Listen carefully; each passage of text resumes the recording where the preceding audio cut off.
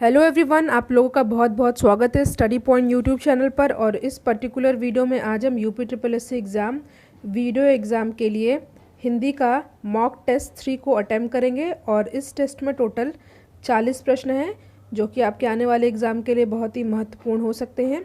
तो चलिए शुरुआत करते हैं। और इससे पहले मॉक टेस्ट जो हिंदी का है 1 और 2 चैनल पर अपलोड है, उसकी एक प्लेलिस्ट भी बनी है, आप उनको भी देख सकते हैं। उसमें भी 40 क्वेश्चन हैं।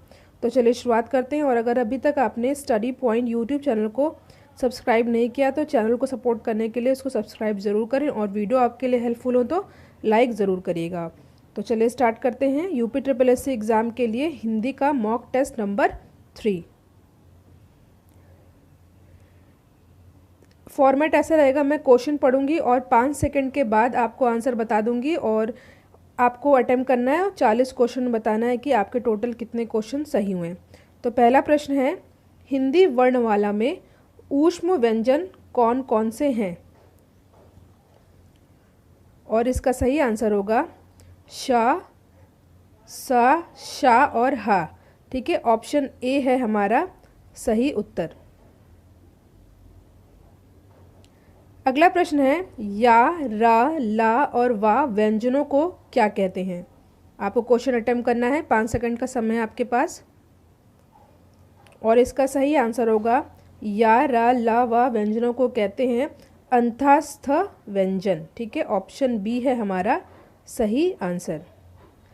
अगला प्रश्न है, भाषा की सबसे छोटी इकाई किसे कहते हैं? क्वेश्चन अटेम्प्ट करना है आपको। और इसका सही आंसर होगा भाषा की सबसे छोटी इकाई को कहते हैं वर्ण या अक्षर। ऑप्शन डी है हमारा सही आंसर। प्रश्न है, छ, क्षत्रिय वाला छ वर्ण किसके योग से बनता है? 4 ऑप्शन दिए हैं आपके सामने, अटेम्प्ट करिए क्वेश्चन आप। और इसका सही आंसर होगा का हलंत प्लस शा, षटकोण वाला शा, यानी कि ए हो जाता है हमारा सही आंसर। प्रश्न है, कवि का स्त्रीलिंग शब्द क्या होगा? तो वैसे तो क्वेश्चन अटेम्प्ट करिए आप लोग। इसका आंसर होता है कवित्री। कवि का होता है कवित्री, बट ये जो कवित्री है ये वर्तनी में भी कई बार ये क्वेश्चन पूछा गया है, और इसका सही आंसर होगा कवित्री। ठीक है, सी हो जाता है हमारा सही आंसर। इसकी मात्रा भी आप लोग याद कर लीजिएगा, क्योंकि ये क्वेश्चन कई बार वर्तनी में भी पूछा जाता है हिंदी के सेक्शन में। तो सी हो जाता है हमारा सही आंसर। अगला प्रश्न है, लिंग की दृष्टि से दही क्या है? 4 ऑप्शन दिए आपके सामने, क्वेश्चन अटेम्प्ट करना है आपको। और इसका सही आंसर होगा लिंग की दृष्टि से दही है एक पुल्लिंग शब्द। बी है हमारा सही आंसर। प्रश्न है, तल्लीन शब्द का संधि विच्छेद क्या होगा? और इसका सही आंसर होगा तत् प्लस लीन। ऑप्शन डी है हमारा सही आंसर, तत् प्लस लीन। ठीक है। प्रश्न है, द्वावपी का संधि विच्छेद क्या होगा? 5 सेकंड है आपके पास। और इसका सही आंसर होगा द्वौ प्लस अपी। इसका हो जाएगा द्वौ प्लस अपी। बी है हमारा सही आंसर। अगला प्रश्न है, गुरु देव में शब्द में कौन सा समास है? 4 सेकंड है आपके पास। गुरुदेव शब्द में समास है कर्मधारय समास। ठीक है, डी है हमारा सही उत्तर। महाजन शब्द में कौन सा समास है? देयर इज 4 ऑप्शन, और इसका सही आंसर होगा महाजन शब्द में समास है कर्मधारय समास। ए है हमारा सही उत्तर। अगला प्रश्न है, जिसमें कोई पद प्रधान नहीं होता तथा अन्य अर्थ प्रधान होता है वह कौन सा समास होता है? क्वेश्चन फिर से पढ़ लीजिए। जिसमें कोई पद प्रधान नहीं होता है और उसके बाद जो अन्य अर्थ प्रधान होता है वो कौन सा समास होता है? तो ये हो जाता है हमारा बहुब्रीहि समास। इससे संबंधित एक प्रश्न हम आगे करेंगे, और डी है हमारा सही आंसर। ब्रजपाण शब्द में कौन सा समास है? ब्रज है जिसके हाथ में, पाणी मतलब हाथ, तो वो क्या कहलाएगा, कौन सा समास हो जाएगा वो? 4 ऑप्शन दिया आपके सामने, तत्पुरुष समास, बहुव्रीहि समास, द्वंद्व समास और द्विगु समास। और इसका सही आंसर हो जाएगा बहुव्रीहि समास। देखिए, ब्रज और पाणी दोनों मिलकर के एक नया अर्थ बना रहे हैं। जिसके हाथ में ब्रज हो वो क्या है, वो कौन सा समास है? ये है बहुव्रीहि समास। बी है हमारा सही आंसर। अगला प्रश्न है, वह थोड़ा बीमार है, इस वाक्य में थोड़ा में कौन सा क्रिया विशेषण है? 4 ऑप्शन दिया आपके सामने, ध्यान दीजिएगा। क्वेश्चन में दिया है थोड़ा, ये एक परिमाण बता रहे हैं, यानी कि क्वांटिटी बता रही है। तो ये कौन सा क्रिया विशेषण हो जाता है? ये हो जाता है परिमाणवाचक क्रिया विशेषण। ऑप्शन ए है हमारा सही आंसर। अगला प्रश्न है, क्रिया कैसा शब्द है? और इसका सही आंसर हो जाएगा, उत्तर होगा इसका बी, यानी कि क्रिया एक विकारी है। ठीक है, तो बी है हमारा सही आंसर। अगला प्रश्न है, निम्नलिखित शब्द में से कौन सा शब्द गो का अर्थ नहीं है? 4 ऑप्शन दिया आपके सामने, गाय, नदी, इंद्रिय और गज। क्वेश्चन आपको अटेम्प्ट करना है। तो वो शब्द जो गो का अर्थ नहीं है ये है गज। और आपको याद कर लेना है गो के अर्थ क्या क्या होते हैं, गाय, नदी और इंद्रिय, और क्या नहीं होता है, वो होता है गज, यानी कि डी है हमारा सही उत्तर। अगला प्रश्न है, अनेकार्थी शब्द अब्ज के लिए गलत विकल्प का चयन करना है। मतलब कि जो अब्ज का अर्थ नहीं है। तो पहले हम लोग देख लेते हैं आंसर इसका क्या होगा। क्वेश्चन आपको अटेम्प्ट करना है और इसका सही आंसर होगा मेघ। सी है हमारा सही आंसर, क्योंकि अब्ज का ये अर्थ नहीं होता है। और आपको इससे याद कर लेना है कौन कौन सा होता है अर्थ। तो शंख, चंद्रमा और कपूर अब्ज का अर्थ होता है, और जो नहीं होता है वो है मेघ। तो सी है हमारा सही उत्तर। अगला प्रश्न है, सौम्य शब्द का विलोम बताना है आपको, और इसका सही आंसर होगा उग्र। सौम्य का विलोम होगा उग्र। बी है हमारा उत्तर सही। हास्य शब्द का विलोम बताना है आपको, 5 सेकंड है आपके पास। और हास्य शब्द का विलोम होगा वृद्धि। हास्य, हंसी और हस्त नहीं होगा, ये होगा वृद्धि। तो बी है हमारा उत्तर सही। न्यून शब्द का विलोम बताना है, 5 सेकंड है आपके पास, क्वेश्चन अटेम्प्ट कीजिए। और इसका सही आंसर होगा, न्यून का अर्थ होगा अधिक। ए है हमारा उत्तर सही। अगला प्रश्न है, पुष्ट शब्द का विलोम बताना है आपको, और पुष्ट शब्द का विलोम होगा क्षीण। ए है हमारा उत्तर सही। गुड़ शब्द का विलोम बताना है आपको, 4 ऑप्शन दिया आपके सामने, दोष, गुड़, गुड़ा और गृहस्थ। 5 सेकंड है आपके पास। और गुड़ शब्द का विलोम होगा दोष। ए है हमारा सही आंसर। नेक्स्ट प्रश्न है, ईप्सित शब्द का विलोम बताना है, 5 सेकंड है आपके पास। ईप्सित शब्द का विलोम होगा अनीप्सित। ऑप्शन ए है हमारा सही उत्तर। अब आपको बताना है जीभ का पर्याय, यानी जीभ का पर्यायवाची सिनोनिम्स बताना है आपको। तो जीभ का पर्याय होता है रसना। बी है हमारा सही उत्तर। अगला प्रश्न है, कौन सा शब्द अहि का पर्यायवाची नहीं है? 4 ऑप्शन दिया है। तो पहले हम लोग ये देख लेते हैं कि कौन कौन सा शब्द हैं जो अहि के पर्यायवाची हैं।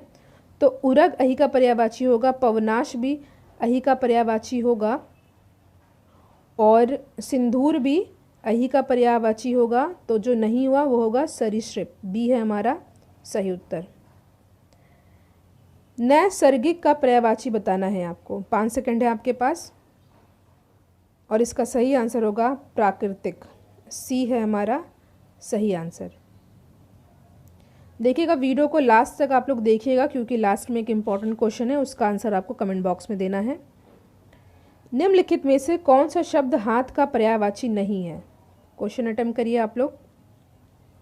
तो जो हाथ का पर्यायवाची नहीं है, इससे पहले हम लोग जान जाते हैं कि कौन कौन से हाथ का पर्यायवाची शब्द है। तो हस्त हाथ का पर्यायवाची होगा, पाणी भी होगा, कर भी होगा, तो जो नहीं बचा वो है हमारा कटी। ऑप्शन ए है हमारा सही आंसर, क्योंकि कटी हाथ का पर्यायवाची नहीं होता है। अगला प्रश्न है, निम्नलिखित में से कौन सा शब्द सूर्य का पर्यायवाची नहीं है? ध्यान दीजिएगा, नहीं है पूछा है, तो सूर्य का पर्यायवाची प्रभाकर होता है, दिनकर भी होता है, दिनेश भी होता है, विभाकर नहीं होता है। ठीक है, तो बी है हमारा सही आंसर। अगला प्रश्न है, आए थे हरि भजन को ओटन लगे कपास। क्वेश्चन फिर से पढ़ लीजिए। आए थे हरि भजन को ओटन लगे कपास, लोकोक्ति का सही अर्थ आपको बताना है। सही आंसर होगा वांछित कार्य को छोड़कर अन्य कार्य में लग जाना। ठीक है, याद कर लीजिएगा आप लोग, वांछित कार्य को छोड़कर अन्य कार्य में लग जाना, बी होगा हमारा सही उत्तर। अगला प्रश्न है, सिर से पानी गुजर जाना, इस मुहावरे का आपको अर्थ बताना है। 5 सेकंड है आपके पास, और इसका सही आंसर होगा सहनशीलता की सीमा टूट जाना, बी है हमारा उत्तर सही। अगला प्रश्न है, तत्भव शब्द का चयन करना है आपको। 4 ऑप्शन दिया है, और इसका सही आंसर होगा निडर। निडर जो शब्द है वो तत्भव है, बी है हमारा सही आंसर। अगला प्रश्न है, निम्नलिखित में से कौन सा शब्द तत्सम नहीं है? 4 ऑप्शन दिया है आपके सामने, और इसका सही आंसर होगा हल्दी। हल्दी जो है तत्सम नहीं है, ये एक शब्द है तत्भव, और हल्दी का तत्सम क्या होता है? और हल्दी का तत्सम होता है हरिद्रा। हरिद्रा ये होता है हल्दी का तत्सम, और हल्दी एक तत्सम शब्द नहीं है, ये एक तत्भव शब्द है। तो डी है हमारा सही आंसर। नेक्स्ट क्वेश्चन है, प्रिय का तत्भव शब्द बताना है आपको। प्रिय एक तत्सम शब्द है, इसका तत्भव शब्द क्या बताना है आपको। 5 सेकंड है आपके पास, और इसका सही आंसर होगा पिया, ए है हमारा सही आंसर। अगला प्रश्न है, निम्नलिखित में से शुद्ध वर्तनी वाला शब्द कौन सा है? 5 सेकंड है आप लोग के पास, क्वेश्चन अटेम्प्ट कीजिए, और इसका सही आंसर होगा ऑप्शन बी अंताक्षरी। ठीक है, अगला प्रश्न है, उत्तर प्रदेश के हमीरपुर, महोबा, झांसी व ललितपुर में कौन सी बोली का ज़्यादा प्रभाव है? 4 ऑप्शन दिया है, और इसका सही आंसर होगा बुंदेली। ऑप्शन ए है हमारा सही आंसर। नेक्स्ट क्वेश्चन है, भोजपुरी से संबंधित रचनाकार नहीं है, वो बताना है आपको। 4 ऑप्शन दिया आपके सामने, और इसका सही आंसर होगा भिखारी ठाकुर। ऑप्शन बी है हमारा सही आंसर। और जो भोजपुरी से संबंधित रचनाकार हैं वो हैं कबीरदास, चरणदास, कैलाश गौतम। अगला प्रश्न है, निम्नलिखित में से कौन सी उत्तर प्रदेश की बोली नहीं है? तो कन्नौजी ये उत्तर प्रदेश की बोली है, बुंदेली भी उत्तर प्रदेश की बोली है, भोजपुरी भी उत्तर प्रदेश की बोली है, जो नहीं है वो है मालवी। ऑप्शन सी है हमारा करेक्ट आंसर, क्योंकि मालवी उत्तर प्रदेश की बोली नहीं है।